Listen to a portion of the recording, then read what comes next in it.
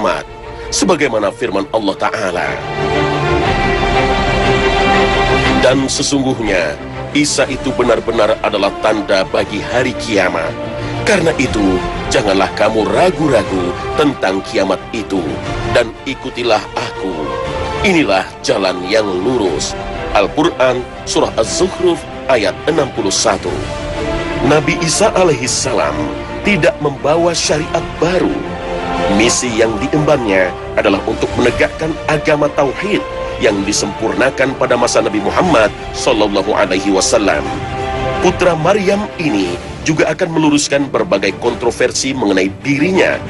Ia akan meluruskan keraguan sebagian umat tentang penyaliban dirinya dan kembali menyatakan dirinya bukanlah Tuhan yang berhak disembah.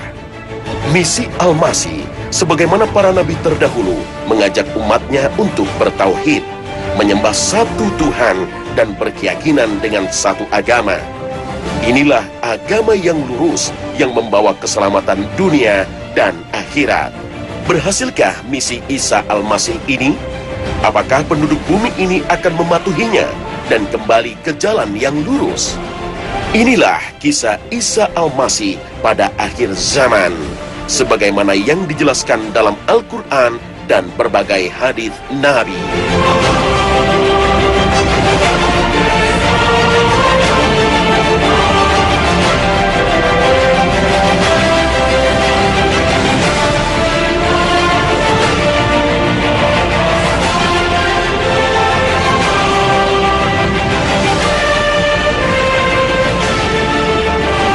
Assalamualaikum warahmatullahi wabarakatuh. Selamat pagi pemirsa Trans 7. Khazanah Ensiklopedia Islam Dunia pagi ini kembali hadir ke hadapan Anda untuk berbagi wawasan keislaman. Semoga kita termasuk hamba-hambanya yang bertakwa dan mampu menjalankan syariat Islam secara sempurna. Amin ya rabbal alamin. Pada akhir zaman, agama tauhid akan menghadapi cobaan besar. Berbagai fenomena sudah terlihat pada saat ini. Pemikiran modern yang berhaluan liberalisme dan sekularisme berusaha memisahkan agama Islam dalam kehidupan. Seolah-olah Islam tidak perlu turut campur dalam kehidupan sosial, politik, dan ekonomi. Padahal Islam sebagai panduan hidup harus mewarnai semua gerak langkah kita, terutama saat mengarungi hidup di akhir zaman ini. Kemajuan kehidupan di era modern boleh terus berganti, tapi keyakinan dan keimanan kita tak bisa diganti oleh apapun. Saat Rasulullah SAW mengabarkan kepada kita, kelak di akhir zaman, Nabi Isa alaihissalam akan diturunkan Allah ke muka bumi, maka kita wajib meyakininya. Kembalinya Isa Al-Masih ke muka bumi tentu saja berbeda pemahamannya dengan pemahaman agama lain. Perbedaan itu bisa terlacak pula ketika memahami sosok Isa Al-Masih. Dan inilah pemahaman menurut Islam. Nabi Isa dianugerahi gelar Ruhullah karena Allah meniupkan langsung ruh ke dalam rahim Maryam binti Imran.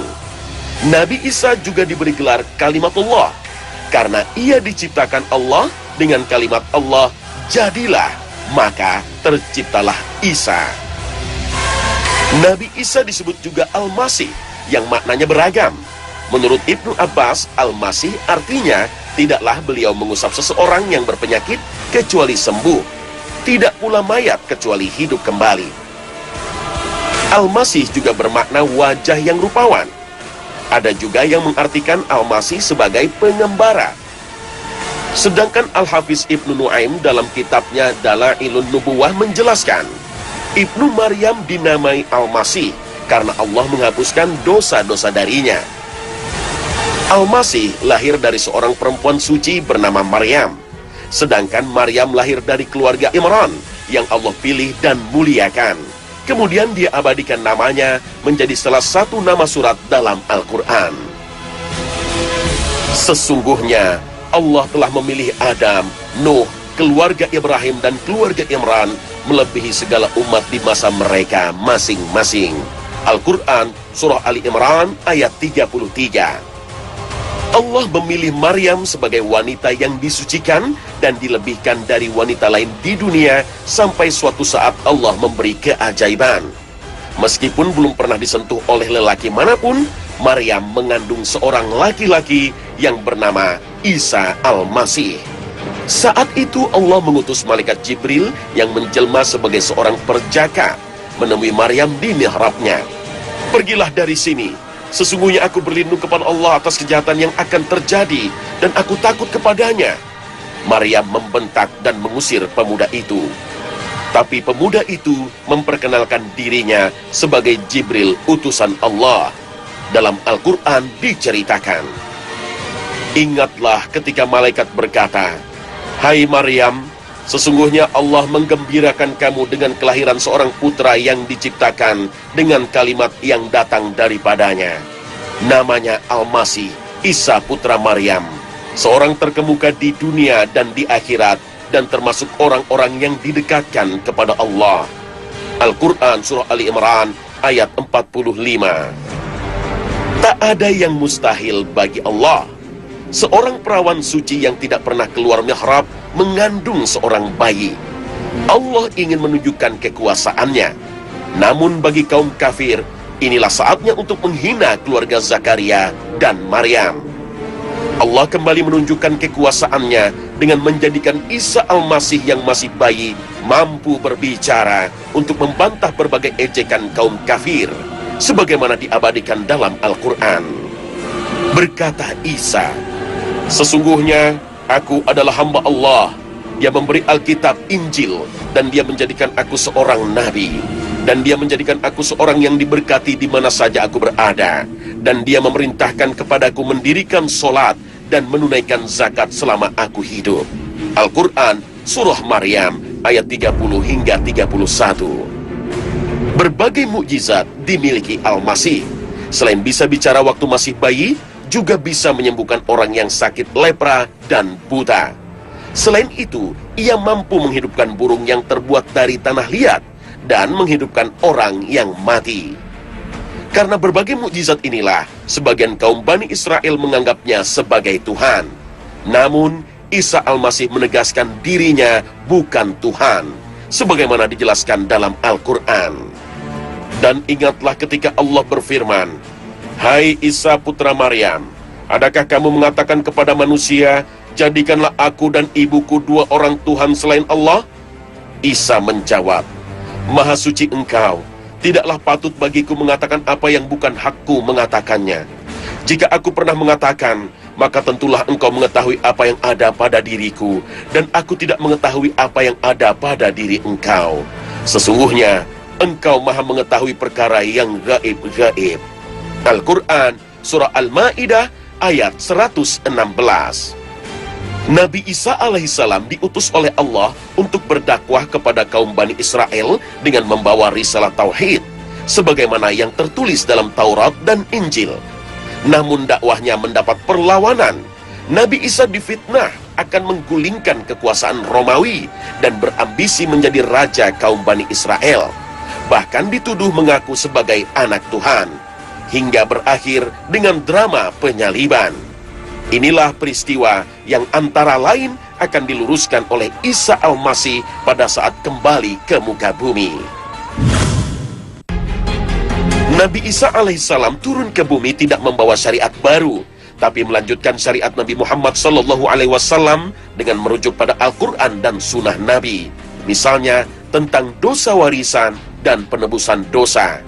Nabi Adam tidak mewariskan dosa untuk umat manusia, karena Allah Ta'ala telah mengampuni dan menerima taubatnya.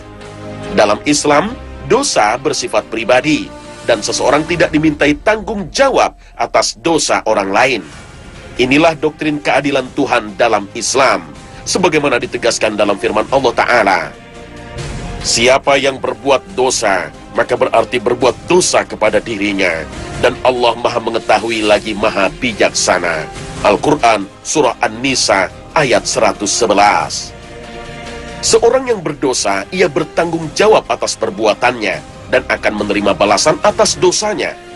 Namun di sisi lain, Allah Ta'ala maha pemurah dan maha pengampun, membuat pintu tobat selebar-lebarnya. Allah akan mengampuni dosa sebesar apapun sepanjang pelaku dosa sungguh-sungguh bertobat dan memohon ampunannya. Karena itu, sebuah dosa tidak bisa ditebus oleh orang lain. Sebagai wujud kasih sayangnya, pintu tobat terbuka lebar untuk manusia. Setiap kebaikan yang dilakukan manusia akan menghapus dosa-dosanya. Rasulullah bersabda, "Takutlah kepada Allah dimanapun engkau berada. Ikutilah keburukan dengan kebaikan. Niscaya kebaikan itu akan menghapuskannya. Dan pergaulilah manusia dengan akhlak yang baik." Hadis riwayat Tirmizi. Pengajaran Isa Al-Masih ini akhirnya menyadarkan umatnya dari kalangan ahli kitab, seperti yang dijelaskan dalam firman Allah Ta'ala, وَإِن مِّنْ أَهْلِ الْكِتَابِ إِلَّا لَيُؤْمِنَنَّ بِهِ قَبْلَ مَوْتِهِ وَيَوْمَ الْقِيَامَةِ يَكُونُ عَلَيْهِمْ شَهِيدًا. Ayat inilah yang dijadikan oleh para ahli tafsir bahwa Nabi Isa masih hidup di langit dan akan turun ke bumi di akhir zaman sebelum kiamat. Selain ayat ini, banyak hadis sahih yang diriwayatkan oleh para perawi hadis atau dikenal dengan istilah mutawatir yang menjelaskan turunnya Isa Al-Masih pada akhir zaman. Antara lain hadis dari Abu Hurairah bahwa Rasulullah bersabda, "Demi Allah yang jiwaku ada di tangannya, Ibnu Maryam benar-benar akan turun di antara kalian sebagai penguasa yang adil. Lalu ia menghancurkan salib, membunuh babi, membebaskan pajak non-muslim, dan harta benda pun melimpah, sehingga tidak ada seorang pun yang mau menerimanya." Hadis riwayat Bukhari, Muslim, Tirmizi, dan Ahmad. Nabi Isa turun ke bumi membawa misi untuk menegakkan agama tauhid dan meluruskan kaumnya yang menyembahnya sebagai Tuhan. Sebagaimana dahulu Nabi Isa pernah berkata kepada kaum Bani Israel, sebagaimana diabadikan dalam firman Allah Ta'ala, "Sungguh telah kafir orang-orang yang berkata, sesungguhnya Allah itu dialah Al-Masih putra Maryam. Padahal Al-Masih sendiri berkata, wahai Bani Israel, sembahlah Allah, Tuhanku dan Tuhanmu.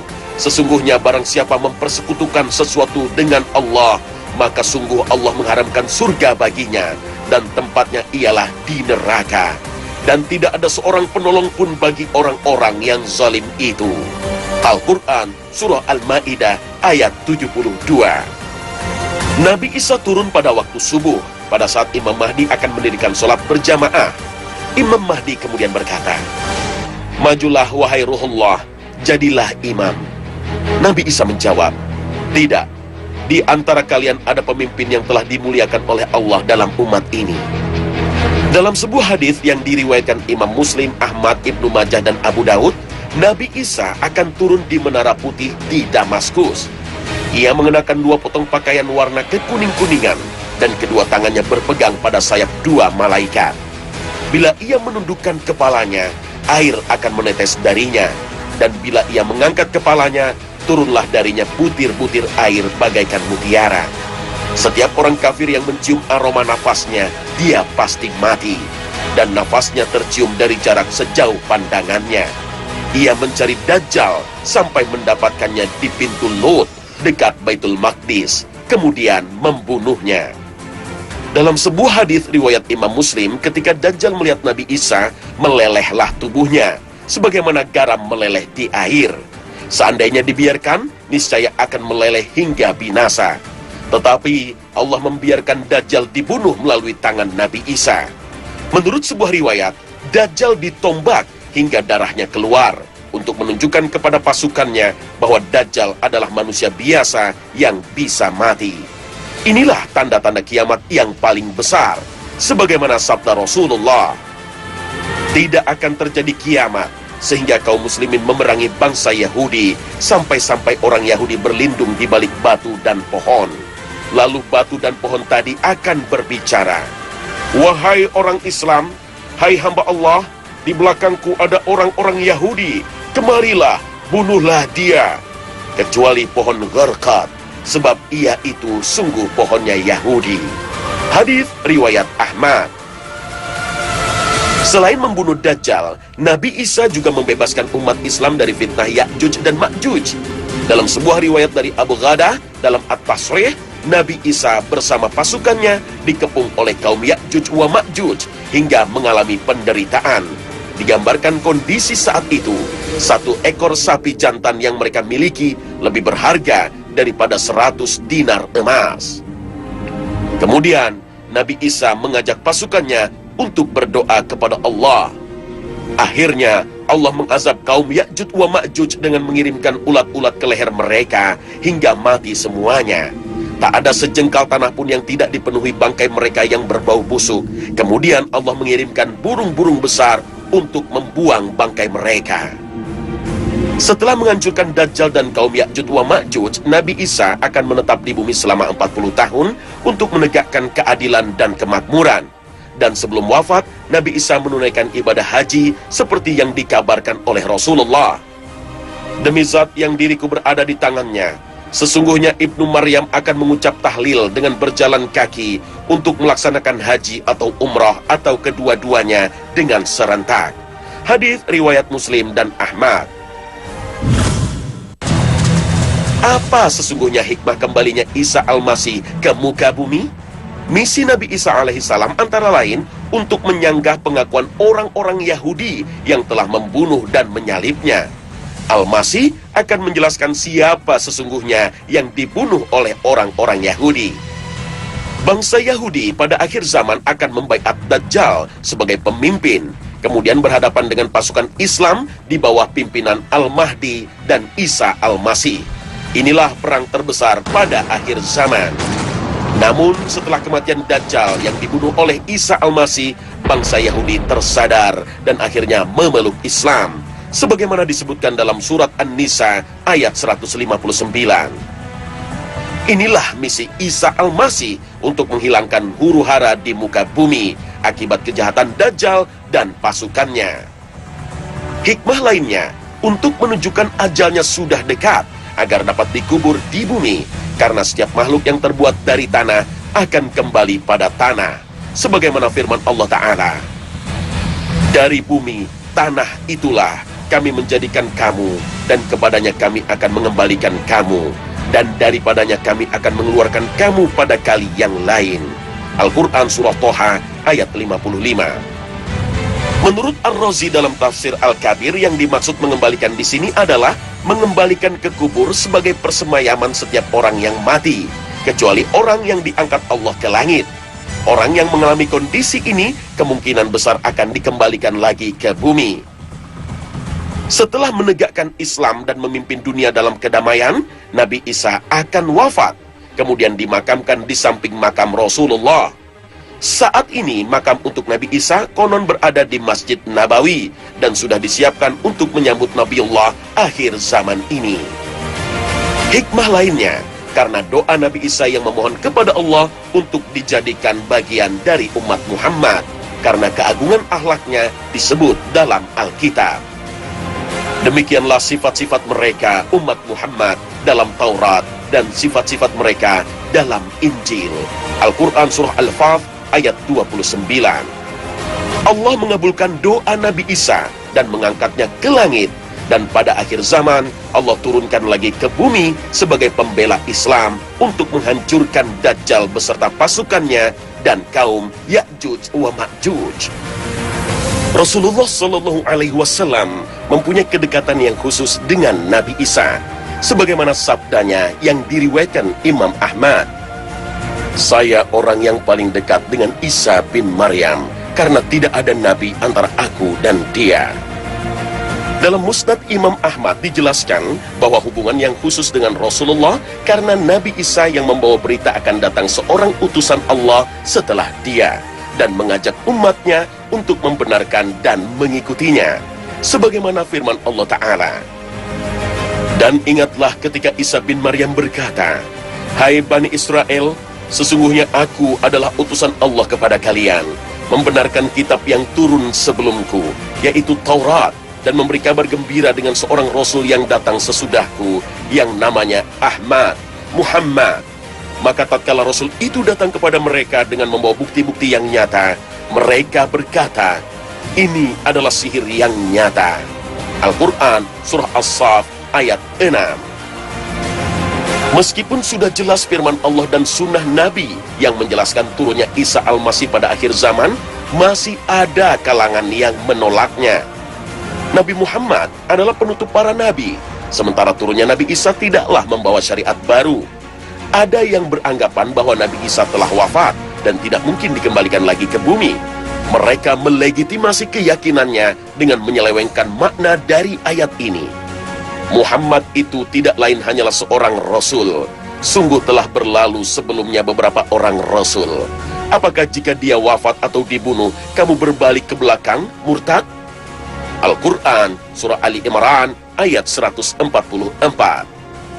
Padahal peristiwa penyaliban sungguh telah dijelaskan dalam firman Allah Ta'ala. Mereka tidak membunuhnya dan tidak pula menyalibnya, tetapi yang mereka bunuh ialah orang yang diserupakan dengan Isa bagi mereka. Sesungguhnya orang-orang yang berselisih paham tentang pembunuhan Isa benar-benar dalam keraguan-raguan tentang yang dibunuh itu. Al-Quran Surah An-Nisa ayat 157.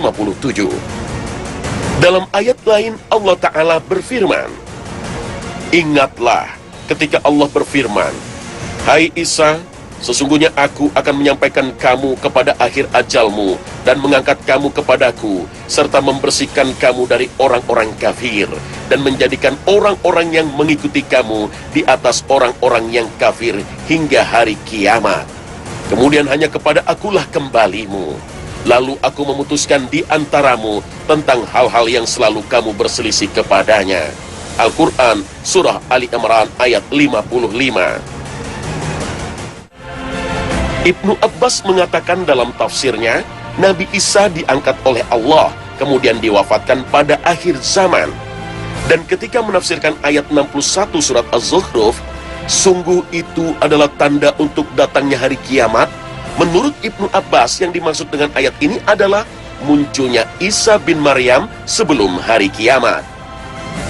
Barang siapa bersaksi bahwa tiada Tuhan yang benar kecuali Allah satu-satunya, tiada sekutu baginya, dan bahwa Muhammad hamba dan rasulnya, dan bahwa Isa adalah hamba dan rasulnya, serta kalimatnya yang Allah lontarkan kepada Maryam, dan bahwa surga itu benar dan neraka itu benar, maka Allah akan memasukkannya ke dalam Al-Jannah sesuai dengan amalnya. Hadis riwayat Bukhari dan Muslim.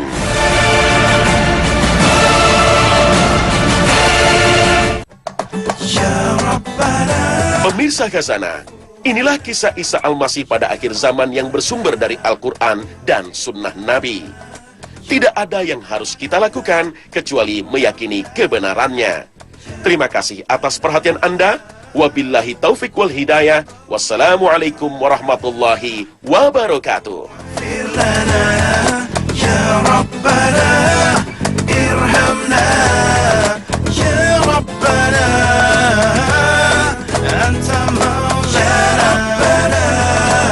Kita berwudu untuk menunaikan sholat.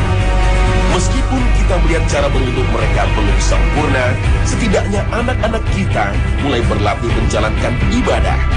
Karena anak adalah amanah yang harus kita jaga. Sudahkah kita berwudu dengan benar? Jangan biarkan anak-anak kita berwudu dengan cara yang salah. Sedikit demi sedikit kita ajari bagaimanakah berwudu sebagaimana yang diajarkan oleh Rasulullah. Kita sering menyaksikan banyak di antara kita berwudu asal-asalan, asal basah, asal sentuh, tapi tidak mengetahui batasannya yang harus dibasuh air. Seharusnya kita mengetahui rukun dan sunnahnya dalam berwudu. Mungkin kita menyepelekan berwudu, padahal inilah awal mula sahnya sholat kita. Rasulullah Shallallahu Alaihi Wasallam bersabda, sholat kalian tidak akan diterima tanpa kesucian berwudu. Hadis riwayat Bukhari dan Muslim.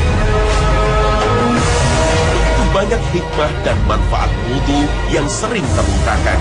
Karena itulah, sempurnakanlah wudu kita sebagaimana yang diajarkan oleh baginda Rasulullah.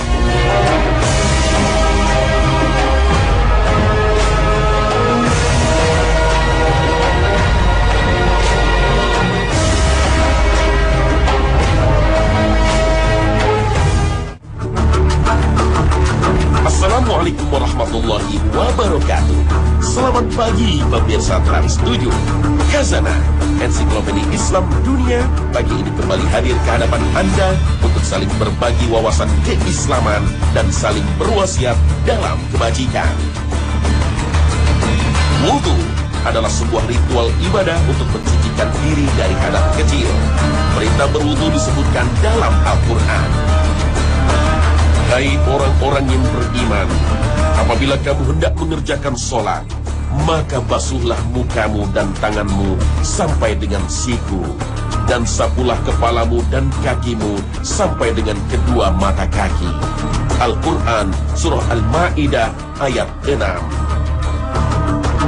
Wudu bukan sekedar sebuah ritual ibadah, juga terbukti menyehatkan baik fisik maupun psikis.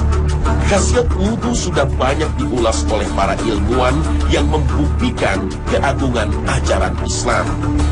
Syariat ini sudah ditetapkan 14 abad silam, dan manfaat wudu baru bisa dijelaskan pada abad ini. Kenapa wudu erat kaitannya dengan kesehatan? Inilah salah satu rahasianya. Kulit merupakan organ terbesar tubuh kita yang fungsinya untuk melindungi tubuh dari berbagai ancaman kuman, racun, radiasi, juga mengatur suhu tubuh. Jika kulit kita kering, maka akan berbahaya bagi kesehatan kulit karena mudah terinfeksi kuman. Dan dengan berwudu, kelembaban kulit akan terjaga dan terjadi proses peremajaan dan pencucian kulit beserta pori-porinya dan lubang-lubang tubuh lainnya seperti rongga mulut, hidung, dan telinga. Kebiasaan mencuci tangan baru dikampanyekan pada abad ini. Padahal umat Islam sudah lama terbiasa mencuci tangan minimal 5 kali sehari dengan berwudu. Umat Islam sudah terbiasa berkumur-kumur membersihkan rongga mulut dengan berwudu. Penelitian modern membuktikan rutin berkumur-kumur akan membersihkan gigi dari sisa-sisa makanan dan menjaga mulut dan tenggorokan dari radang serta menjaga gusi dari luka. Manfaat lainnya menguatkan sebagian otot wajah dan menjaga kesegaran. Dalam berwudu disunahkan untuk istinsyaq, yaitu menghirup air melalui rongga hidung sampai ke tenggorokan bagian hidung, nasofaring. Fungsinya untuk mensucikan selaput dan lendir hidung yang tercemar oleh udara kotor dan kuman. Lubang hidung merupakan tempat yang rentan dihinggapi mikroba dan virus. Dengan melakukan istinsyaq, lubang hidung menjadi bersih dan sehat. Demikian pula ketika membasuh sela-sela jari seperti yang diperintahkan oleh Rasulullah. Sempurnakanlah wudumu dan basuhlah sela-sela jari. Hadits riwayat Imam Abu Hanifah, Imam Malik, Imam Hambali, dan Imam Syafi'i. Secara medis, dalam jari terdapat serabut syaraf, arteri, vena, dan pembuluh limfa. Dengan menggosok-gosok sela-sela jari akan memperlancar aliran darah perifer yang fungsinya mensuplai makanan dan oksigen. Tidak hanya soal kesehatan, bagi orang yang mengetahui hikmah dan manfaat wudu, ia akan terus menjaga dirinya dalam keadaan bersuci, tidak hanya berwudu untuk menjalankan sholat. Rasulullah bersabda, perhiasan-perhiasan di surga itu sampai dari tubuh seseorang mukmin, sesuai dengan anggota yang dicapai oleh wudu, yakni sampai di mana air itu menyentuh tubuhnya. Sampai di situ pula perhiasan yang akan diperolehnya di surga. Hadits riwayat Muslim.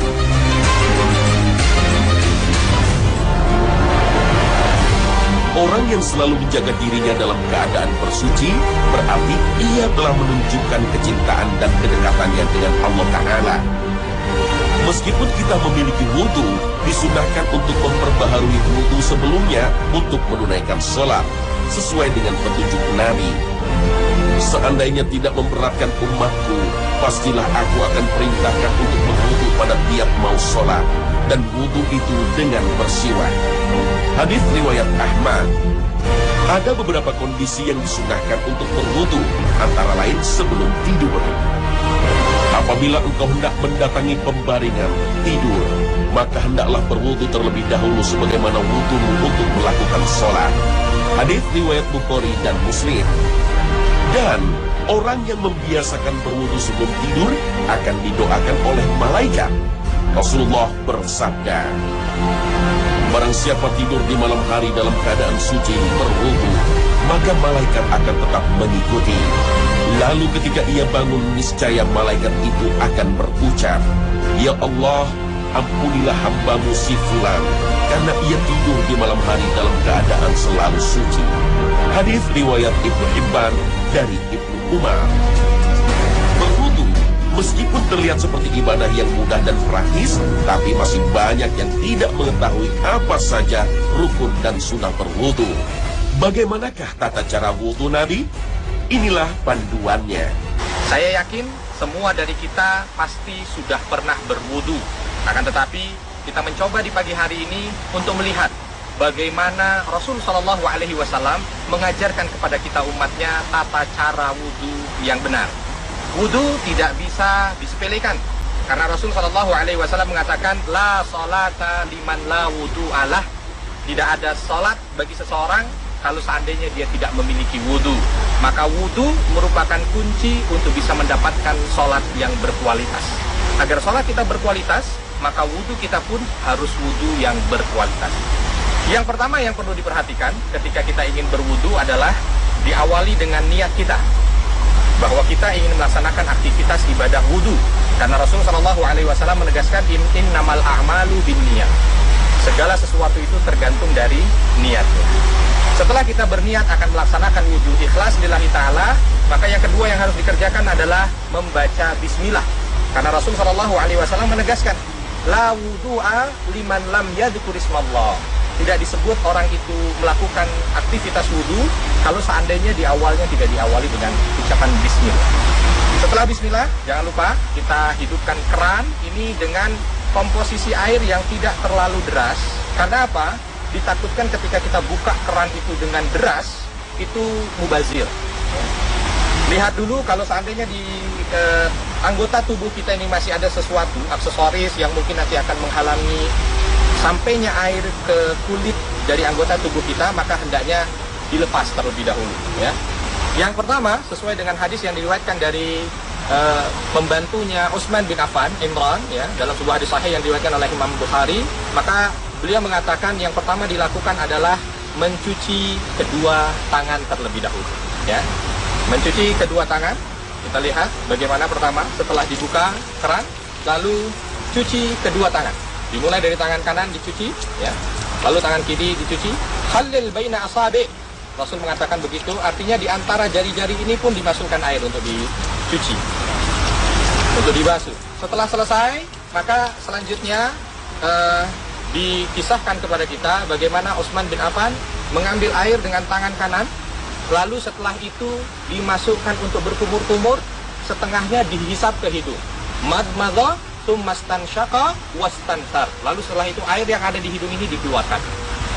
Jadi perlu diingat, bukan air di hidung itu ditempel atau kita ambil air sedikit lalu kita tempelkan di hidung, tidak. Kita ambil dari tangan kanan kita air di sini, lalu setengahnya kita ambil untuk kumur, setengahnya kita hirup ke dalam. Ini yang dinamakan dengan istinsyak. Bahkan Rasul mengatakan baligh fil istinsyak.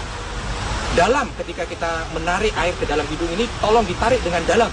Illa fisyam, kecuali ketika kita berpuasa. Ya. Dan alhamdulillah secara kedokteran istinsyak pun memberikan dampak positif yang luar biasa. Ambil satu tangan dengan tangan kanan, ya. Ambil dengan tangan kanan, setengah dipakai untuk berkumur, setengah dimasukkan ke dalam hidung. Lalu air dikeluarkan melalui hidung dengan tangan kiri. Ini dilakukan salatan 3 kali. Wajibnya sekali, sunnahnya 3 kali. Lebih dari itu makruh. Ya. Setelah ini selesai, lalu yang dibasuh berikutnya membasuh muka, wajah. Yang perlu diingat, banyak dari kita kesalahan ketika membasuh wajah ini, tidak semua wajah dibasuh. Batasan wajah kalau kita lihat dari wajah, ya, ini diawali bagian atas adalah tempat tumbuhnya rambut. Lalu bagian bawah adalah ujung jakun. Jadi jenggot ini masuk bahagian wajah. Ini bagian atas, bagian bawah. Bagian kanan dan kiri ini adalah anak telinga. Bagian kanan, anak telinga, bagian kiri. Maka wajah, ketika kita sebut wajah, ini mencakup keseluruhannya. Kalau seandainya ada sesuatu bagian dari wajah yang tidak terkena basuhan, ditakutkan masuk dalam kategori Rasul. Wailun lil aqabi minan nar. Kategori yang disebutkan oleh Rasul bahwa bagian yang tidak terkena air maka tempatnya di neraka. Ini menunjukkan bahwa wudunya tidak sah. Ambil air dengan kedua tangan. Lalu setelah itu usapkan bagian depan wajah terlebih dahulu. Bagian luar wajah, ya, bagian luar wajah diusap semuanya.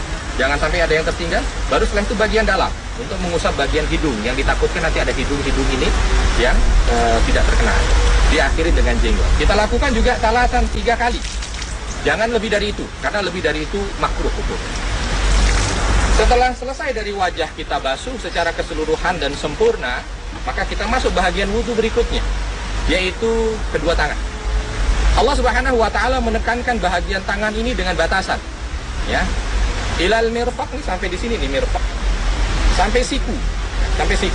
Jadi batasan tangan itu dari ujung jari sini sampai di siku. Harus kena semuanya. Kalau ingin dilebihkan, bagus. Asbighil wudu, kata Nabi. Silakan sempurnakan dengan dilebihkan sedikit, tidak ada masalah. Ya. Dan yang perlu diperhatikan juga sela-sela jari. Jangan sampai kita membasuh tangan itu dalam keadaan seperti ini, yang ditakutkan nanti ada sela jari yang tidak terkena air. Kita basuh sampai dengan siku, lalu setelah itu dibalikkan kembali. Kanan 3 kali, kiri 3 kali. Ya. Sunnahnya, wajibnya 1 kali, 1 kali. Seperti yang kita lihat. Ya. Kanan, ya, dengan jari-jari semuanya dimasukkan. Lalu ke atas terus sampai dengan siku, dilebihkan sedikit tidak mengapa, basahkan semua, lalu turun ke bawah lagi. Dilakukan hal yang sama, ya, sebanyak 3 kali untuk mengikuti sunnah yang disampaikan dari hadis Utsman bin Affan. Setelah tangan selesai, maka kita mengambil air sedikit untuk kita basahkan tangan kita, kita imsah atau kita usap kepala kita. Wamsahu biruusikum. Kalau kita lihat firman Allah Subhanahu wa taala dalam Al-Maidah, dan dijelaskan bagaimana dari hadis Abdullah bin Zaid dari riwayat Bukhari dan Muslim bahwa Rasul sallallahu alaihi wasallam itu ketika mengusapkan kepalanya, maka beliau sallallahu alaihi wasallam mengambil air dari tangannya, diusapkan fa'aqbala biyadaihi tsumma adba. Ke belakang keseluruhan, lalu ke depan. Dengan sisa air yang ada di tangannya, beliau mengusap atau memegang telinganya. Diambil air, ya, seperti biasa tadi yang saya sampaikan, lalu dibuang sedikit airnya, diusap ke belakang, lalu ke depan kembali, dengan sisa air yang ada, mengusap telinga dari depan ke belakang. Ini hanya 1 kali saja. Karena kalau kita lihat dari hadis yang diriwayatkan dari Maula Umran, Maula Uthman tadi, dari riwayat Bukhari dan Muslim, beliau mengatakan Rasul melaksanakan ini 1 kali saja. Setelah itu kaki. Ya. Kaki ada beberapa hal yang perlu diperhatikan. Yang pertama, kaki ini batasannya dari ujung kaki, ujung jari sampai dengan mata kaki. Sampai dengan mata kaki tidak ada bagian yang tidak boleh ada bagian yang tidak terbasuh. Semua harus terbasuh. Kalau mau dilebihkan sedikit boleh. Dan yang perlu diperhatikan di kaki ini bahagian antara jari-jari. Maka Rasul Shallallahu Alaihi Wasallam itu memberikan isyarat kepada kita bagaimana beliau itu menyela jari-jarinya dengan jari tangan beliau. Agar apa? Semua air ketika kita membasuh kaki ini semuanya bisa terkena. Ya. Kanan 3 kali sunnahnya, kiri 3 kali. Kita lihat bagaimana. Ya. Jangan sampai celana kita mungkin nanti menghalangi mata kaki, jadi agak sedikit diangkat, ya, sampai setengah kaki. Ya. Lalu dilihat bahagian jari, bagian ini 3 kali, sebelah kanan 3 kali. Setelah sudah 3 kali, lakukan hal yang sama kepada kaki kiri kita, ya. Hal yang sama dari ujung depan jari sampai dengan mata kaki. Lalu di sela-sela jari itu jangan lupa, ini banyak sekali yang lupa atau mungkin karena terburu-buru dan lain sebagainya, sela-sela jari lupa untuk dibasuh. Setelah selesai jangan lupa di hadis yang diriwayatkan dari Utsman bin Affan ini beliau mengatakan ra'aitu Rasulullah sallallahu alaihi wasallam tawadda'a nahwa wudu'i hadza. Aku melihat Rasul sallallahu alaihi wasallam berwudu seperti aku wudu. Lalu beliau lanjutkan, lalu beliau menegaskan doa, bagaimana doa orang setelah berwudu. Ya. Bagaimana dia harus menghadap ke kiblat. Setelah dia menghadap ke kiblat, dia mengangkat tangan dan berdoa dengan 2 kalimat syahadat. Asyhadu an la ilaha illallah wa anna Muhammadan Abdullah wa Rasul. Apa yang akan dia dapatkan? Futihalahu abwabul jannah as-samaniyah. Dibukakan baginya pintu-pintu surga. Dalam kondisi apa sajakah seorang muslim wajib untuk melakukan mandi janabah? Yang pertama adalah pada saat seseorang mengalami mimpi basah.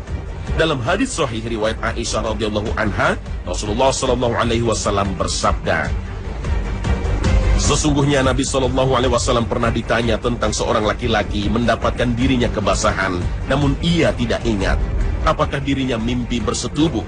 Bersabdalah beliau, ia wajib mandi besar. Dan tentang seorang laki-laki yang mendapatkan bahwa dirinya mimpi bersetubuh, namun ia tidak mendapatkan dirinya kebasahan, beliau bersabda, tidak wajib mandi besar kepadanya. Kemudian, hal lain yang menyebabkan seseorang wajib mandi janabah ialah karena berhubungan badan antara suami dan istri. Selanjutnya, seorang muslimah yang baru usai haid dan nifas, mereka pun wajib melakukan mandi janabah. Sebagai seorang muslim yang baik, sudah seharusnya kita mampu menjaga kesucian dan kebersihan diri kita. Namun terkadang banyak di antara umat Islam, utamanya di negeri ini, yang sebenarnya telah sadar akan pentingnya menjaga kesucian dan kebersihan tubuhnya dari najis. Namun sayangnya mereka belum mengerti bagaimanakah cara bersuci dari hadas besar atau mandi janabah dengan baik dan benar, sebagaimana yang dituntunkan oleh Rasulullah Sallallahu Alaihi Wasallam. Berikut ini adalah tata cara mandi janabah yang baik dan benar sesuai dengan tuntunan Rasulullah. Bagaimana cara mandi besar yang disunnahkan oleh Rasul Shallallahu Alaihi Wasallam? Yang pertama yang perlu diketahui, kalau kita lihat dari beberapa hadis sahih berkaitan dengan cara mandi Rasul Shallallahu Alaihi Wasallam, ada dua hadis sahih. Yang pertama diriwayatkan dari istri beliau Aisyah radhiyallahu anha, dan yang kedua diriwayatkan dari Maimunah radhiyallahu anha. Yang pertama, ketika kita ingin melaksanakan mandi besar, yang perlu kita sadari bahwa mandi besar ini beda dengan mandi-mandi yang lain ya. Mandi pagi hari, mandi sore hari, yang mandi-mandi biasa itu beda dengan mandi besar. Apa yang membedakan? Yang pertama niat. Jangan salah, niat ini nanti yang akan membedakan kita ingin mandi biasa atau kita ingin mandi janabah. Yang kedua, tata caranya. Tata cara yang disampaikan oleh Rasul Sallallahu Alaihi Wasallam. Yang pertama tentu ketika kita ingin melaksanakan mandi janabah, dalam hati kita berniat, ya Allah, saya ingin melaksanakan mandi janabah atau mandi besar di saat kita dalam keadaan junub. Ya. Setelah itu kita jangan lupa mengucapkan bismillah. Kalau di dalam kamar mandi, maka bismillah itu diucapkan di dalam hati, ya, untuk menjaga adab ucapan kalimat Allah di dalam kamar mandi. Selepas itu kita ambil gayung dengan tangan kanan kita. Lalu kita ambil air. Kita cuci terlebih dahulu tangan kiri kita dengan air secukupnya. Jangan berlebihan. Setelah itu, lihat, tangan kiri memegang bagian atas ya, atau bagian ujung sini, nggak boleh. Lalu miringkan ini dengan tujuan gagang yang dipegang ini tadi, kalau seandainya ada najis, dia pun bisa tersucikan dengan air yang mengalir di gagang tersebut. Ya, dicuci. Ketika sudah selesai berarti kedua tangan ini sudah dalam keadaan suci karena sudah disucikan dengan air yang suci dan mensucikan. Selepas itu dalam hadis Maimunah disebutkan bahwa Nabi Shallallahu Alaihi Wasallam ghasala farjahu, mencuci kemaluannya. Setelah itu yang kita lakukan adalah berwudu. Ya, setelah itu kita berwudu. Summa tawaddo'a wudu'ahu lis-shalah, kalau dalam hadis yang diriwayatkan Aisyah. Lalu beliau wudu seperti wudu beliau ketika ingin sholat. Jangan juga ada yang tertinggal dari bagian wudu ini. Walaupun mungkin kita nanti akan mandi, sama saja kan, nanti kan semua badan juga terkena air. Jangan. Ketika kita wudu, maka wudunya harus wudu yang sempurna. Selepas itu kita akan memulai membasahi seluruh anggota badan kita, diawali dengan kepala. Karena dalam sebuah hadis Aisyah tadi, yukhallil ra'syahu. Ya, jadi kepala dibasahi sambil tangan itu memasukkan ya di sela-sela rambut. Sehingga apa? Semua kulit kepala ini harus basah. Kalau kita lihat dalam hadis Maimunah itu, sampai Rasul Shallallahu Alaihi Wasallam ketika memasukkan air di dalam kepala sampai mengenai kulit kepala itu, hampir seluruh badannya itu sudah terkena air. Ya, walaupun belum sempurna. Ketika semua sudah, ya, Di sini jangan menggunakan wangi-wangian terlebih dahulu atau sabun terlebih dahulu, karena kita mengawalinya dengan air yang suci dan mensucikan. Ya. Ketika kita yakin semua sudah, ya, baru setelah itu kita guyur sebahagian kanan kita terlebih dahulu.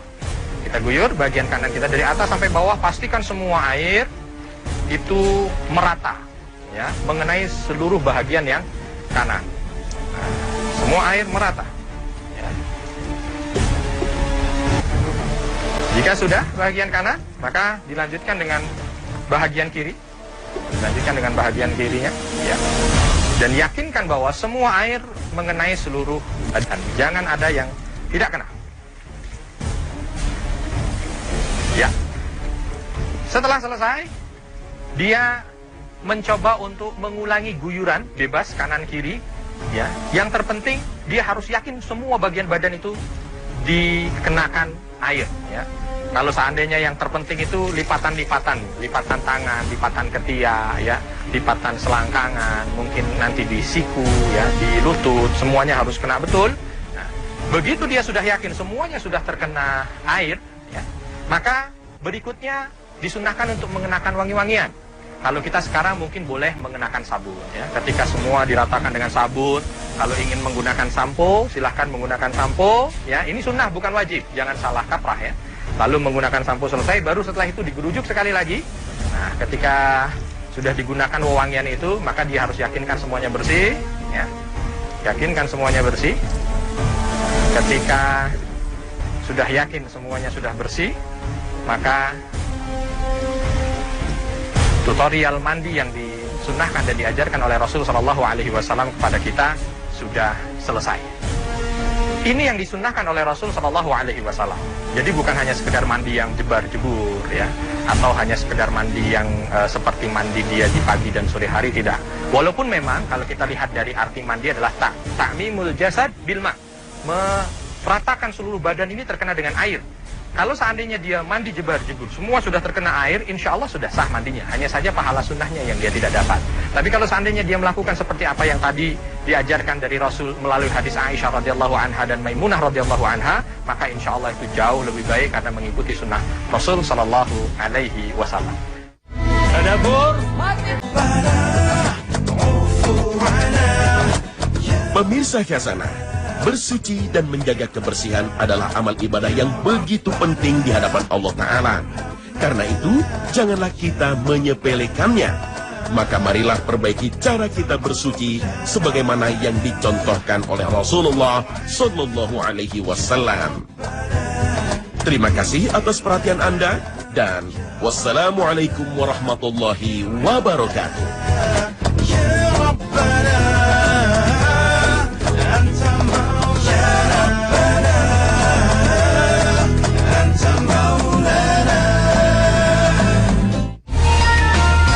Pemirsa Khazanah, tahukah Anda apa yang dikatakan Rasulullah Sallallahu Alaihi Wasallam bagi orang yang mendirikan sholat 5 waktu dengan baik? Rasulullah Sallallahu Alaihi Wasallam memberikan perumpamaan bagi orang yang mendirikan sholat 5 waktu dengan baik, bagaikan seorang yang di depan pintu rumahnya ada sungai, lalu dia mandi di dalamnya sehari semalam sebanyak 5 kali sepanjang hidupnya. Dengan demikian, apakah akan ada daki di badannya yang akan tersisa? Perumpamaan Rasulullah SAW sebagaimana diriwayatkan Imam Bukhari ini menunjukkan bahwa sholat yang baik dan khusyuk dapat menghapus dosa-dosa manusia. Kekhusyuan sholat seperti apa yang dimaksud? Apakah kekhusyuan itu jika terganggu, baik gangguan dari orang lain atau dari diri sendiri, bisa mengakibatkan batalnya sholat? Pemirsa, episode Tanya Khazanah kali ini menjawab persoalan-persoalan yang mengganggu kekhusyuan sholat kita.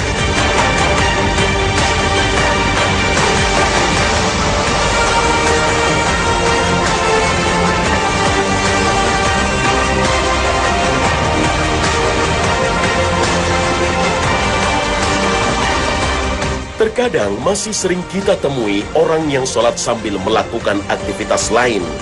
Misalnya, sambil menggendong bayi, memindahkan anak dari satu tempat ke tempat yang lain agar tidak mengganggu jamaah sholat lain. Bukankah yang demikian ini mengganggu kekhusyuan sholat? Jika demikian, bagaimana dengan sholatnya? Apakah tetap sah? Para ulama membagi bentuk aktivitas di dalam sholat seseorang dalam dua bentuk. Pertama, apabila aktivitas atau gerakan tersebut adalah gerakan yang semisal dengan gerakan yang dianjurkan dalam sholat, seperti rukuk dan sujud, akan tetapi dia melakukannya pada tempat yang tidak dianjurkan dan dengan kesengajaan, misalnya melakukan rukuk 2 kali atau menambah sujud menjadi 3 kali, maka sholatnya menjadi tidak sah. Sebab dengan begitu, ada unsur kesengajaan dan mempermainkan tata cara sholat.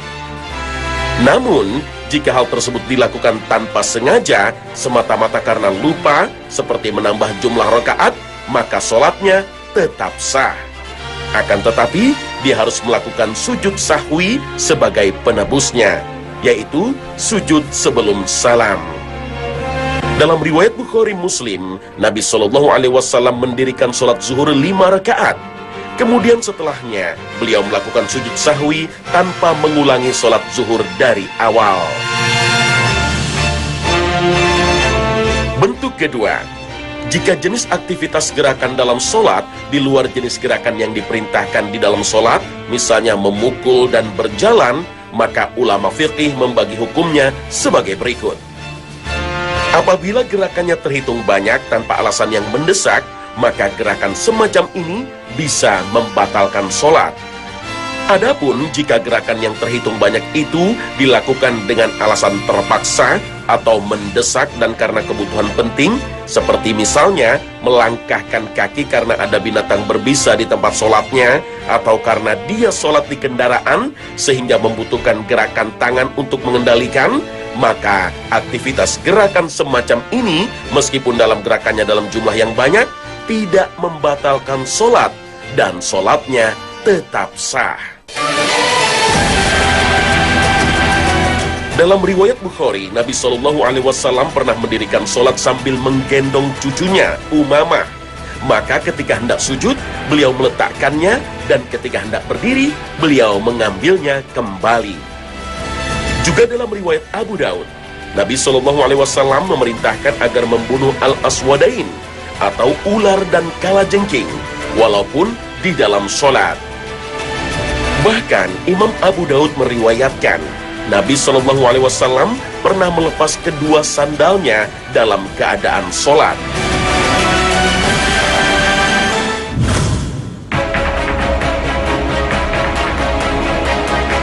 Bagaimana jika orang sholat melakukan gerakan melebihi 3 kali gerakan? Seperti menggaruk-garuk bagian tubuh, melipat lengan baju, atau membetulkan sajadah? Apakah bisa membatalkan sholatnya? Masalah ini memang sering disalah mengerti oleh sebagian masyarakat. Mereka berkeyakinan jika melakukan gerakan 3 kali dapat membatalkan sholat. Padahal, baik Al-Quran maupun hadis tidak ada yang menyebutkan demikian. Bahkan tidak ada aturan itu. Hanya saja, memang ulama menyinggung soal gerakan banyak dalam sholat. Banyak di sini maksudnya berapa? Berkenaan dengan hal ini, Imam As-Suyuti, seorang ulama mazhab Syafi'i, menyebutkan satu kaedah. Setiap perkara yang didatangkan oleh syariat secara mutlak tanpa batasan, maka ketentuannya dikembalikan kepada uruf atau norma yang berlaku di masyarakat. Imam An-Nawawi bahkan menyebutkan lebih gamblang. Jumlah banyaknya gerakan yang mengganggu sholat tergantung pada pemahaman atau norma yang berlaku di masyarakat. Dengan demikian, seandainya gerakan yang melebihi 3 kali bagi suatu masyarakat dianggap banyak, seorang yang bergerak lebih dari 3 kali tanpa ada kebutuhan yang penting, maka sholatnya kurang sempurna, atau bahkan bisa menjadi tidak sah. Dari paparan ini, maka dapat kita ketahui bahwa aktivitas gerakan dalam sholat seperti menggaruk, memperbaiki lengan baju, atau memperbaiki sajadah tidak membatalkan sholat walaupun terhitung banyak. Dengan catatan, selama gerakan tersebut memang dia lakukan karena kebutuhan, bukan sekedar iseng atau usil.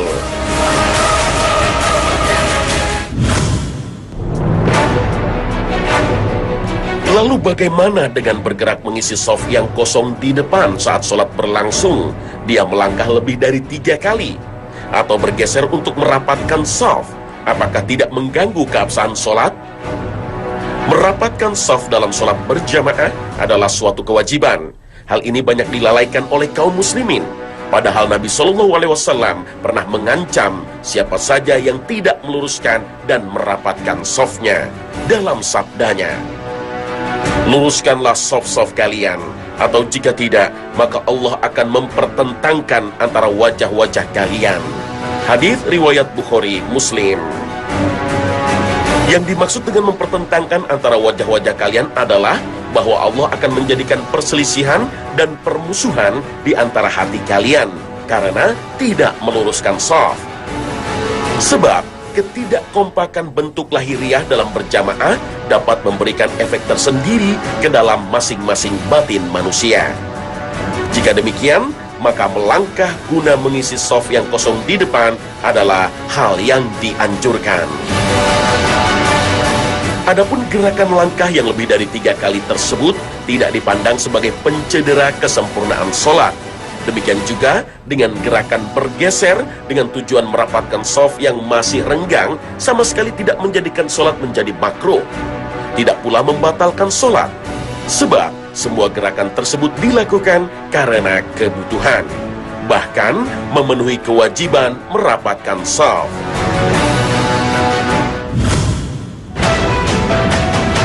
Karena sudah menjadi kebutuhan primer untuk sebagian kalangan sehingga kerap kali handphone selalu dibawa penggunanya, bahkan ke tempat sholat.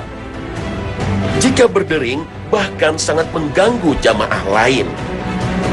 Apakah yang harus dilakukan dalam keadaan seperti ini? Bolehkah dia mematikan handphonenya? Ataukah dia harus membatalkan sholatnya terlebih dulu, mematikannya, kemudian memulai sholat dari awal lagi? Semua hal yang berpotensi mengganggu kekhusyuan sholat pada dasarnya mesti dijauhi.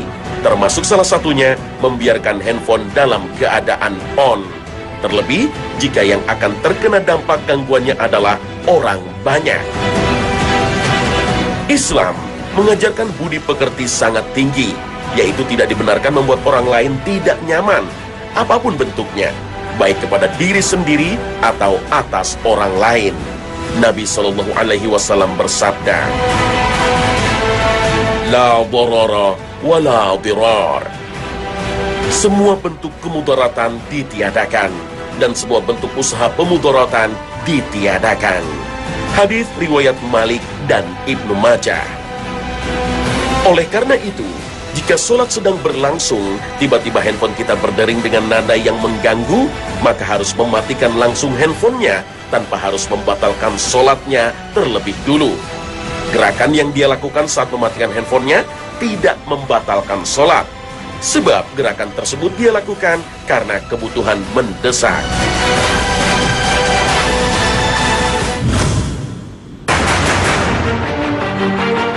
Mungkin karena kurang khusyuk atau karena terlalu khusyuk, seorang imam sholat lupa dengan jumlah rakaat sholatnya.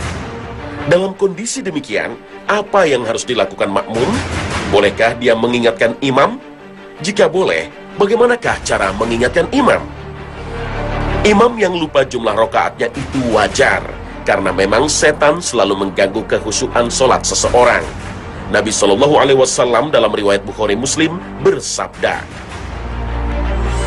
"Setan datang kembali sehingga ia membisikkan antara seseorang dengan jiwanya. Dia berkata, 'Ingatlah ini, ingatlah ini,' urusan yang belum pernah ia ingat sebelumnya, sehingga akhirnya orang tersebut menjadi tidak tahu berapa rakaatkah dia sholat." Dalam kondisi ini, seorang makmum boleh menegurnya atau mengingatkannya. Bagaimana caranya? Jika makmumnya laki-laki, caranya dengan mengucapkan tasbih, Subhanallah. Makmum perempuan juga boleh menegur imam, namun tidak boleh dengan ucapan, tapi boleh dengan menepukkan tangan. Tata cara inilah yang diajarkan Rasulullah SAW dalam sabdanya. Membaca tasbih untuk makmum lelaki dan tasfir atau menepuk tangan untuk makmum wanita. Akan tetapi, Jika imam tidak menghiraukan teguran makmum karena berkeyakinan dirinya tidak lupa, maka ulama fikih memberi dua pilihan yang boleh dilakukan oleh makmum, antara menunggu atau ikut bersama imam. Makmum boleh menunggu, dalam artian dia tetap duduk dalam rakaat terakhir dan membiarkan imam melanjutkan satu rakaat yang lebih tersebut. Kemudian ikut salam bersama dengan imam. Atau boleh juga makmum mengikuti imam pada rakaat yang lebih tersebut, namun harus disertai keyakinan bahwa rakaat tersebut adalah bagian yang lebih dari imam, dan selanjutnya nanti dia melakukan salam bersama dengan imam. Dua pilihan itu sama-sama boleh dilakukan makmum, namun yang lebih baik hendaknya makmum tetap mengikuti imam pada rakaat lebih tersebut. Seperti inilah yang dilakukan Nabi dan para sahabatnya. Seperti dalam riwayat Al-Bukhari, Rasul SAW sholat zuhur 5 rakaat. Para sahabat ketika itu mengikuti Nabi dan mereka tidak diperintahkan agar menunggu duduk.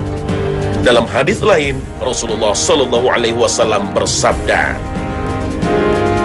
"Sesungguhnya seorang imam sholat ditunjuk agar dia diikuti. Bila imam bertakbir, maka bertakbirlah kalian. Dan jika imam ruku, maka rukuklah kalian. Dan jika imam sujud, sujudlah. Dan jika imam sholat berdiri, maka berdirilah kalian." Hadis riwayat Bukhari Muslim.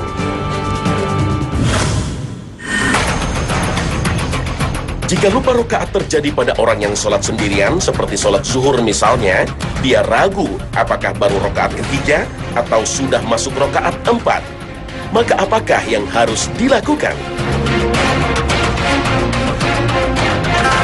Ketika orang sholat zuhur ragu dengan jumlah rakaatnya, apakah dia baru memasuki rakaat yang ketiga atau sudah rakaat yang keempat, maka yang harus dia lakukan ialah membuang rasa ragunya, lalu mengambil keputusan apa yang diyakininya benar.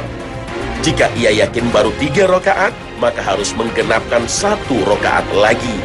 Tapi jika ia yakin sudah 4 rakaat, maka ia harus mengambil keputusan duduk tasyahud akhir. Nanti sebelum salam, dia melakukan sujud sahwi. Dalam riwayat Muslim, Nabi SAW bersabda,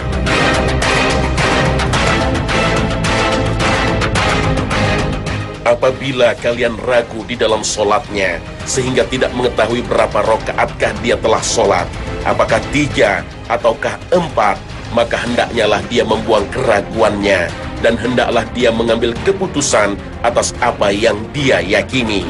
Lalu kemudian nanti dia sujud 2 kali sebelum salam. Jika ternyata dia sholat 5 rakaat, maka kami genapkan sholat itu baginya. Dan jika ternyata dia sholat 4 rakaat, maka kedua sujud tersebut sebagai hinaan untuk setan." Dari hadis inilah kemudian para ulama menyarikan sebuah kaidah hukum. Al-yaqinu la yazalu bisyak. Artinya, sesuatu yang telah diyakini tidak bisa dihapuskan dengan sekedar rasa ragu-ragu.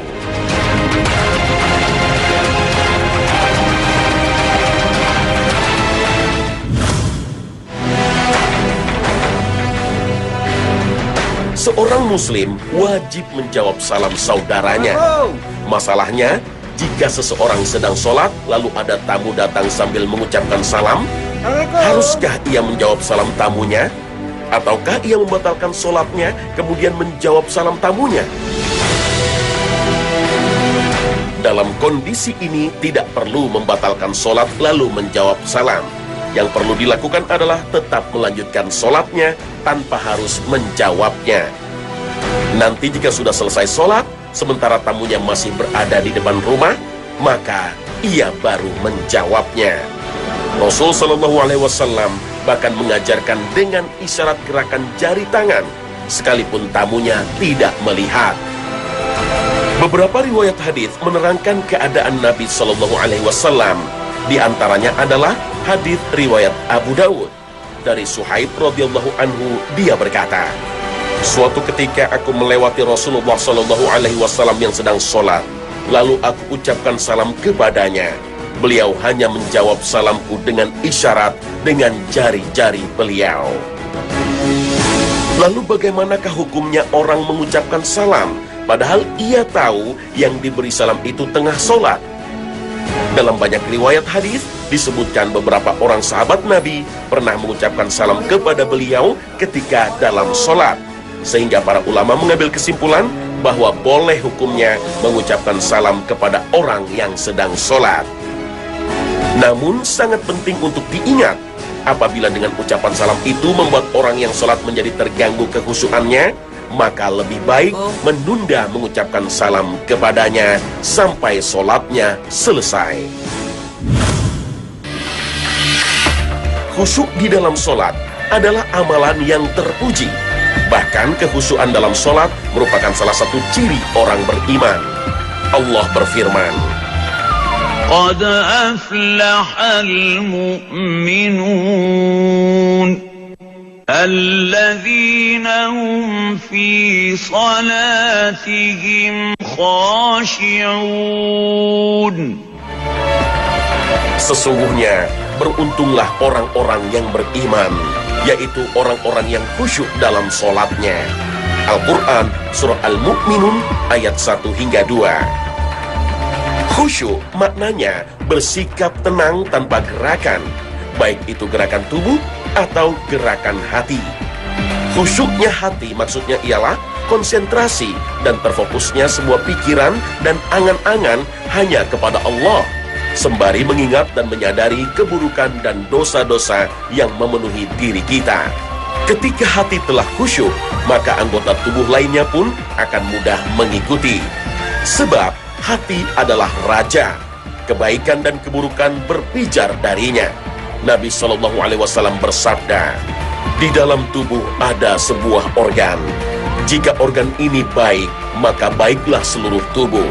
Dan jika organ tersebut rusak, maka rusaklah seluruh tubuh. Organ itu adalah hati. Hadis riwayat Bukhari, Muslim. Tokoh besar di zaman tabi'in melihat seorang tengah sholat dalam keadaan tidak tenang, banyak melakukan gerakan-gerakan yang bukan bagian dari gerakan sholat. Beliau pun berkata, seandainya hati orang ini khusyuk, niscaya anggota badannya pun akan menjadi khusyuk.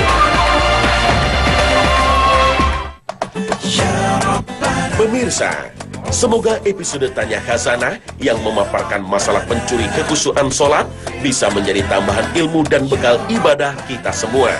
Amin ya rabbal alamin. Akhir kata, wassalamualaikum warahmatullahi wabarakatuh.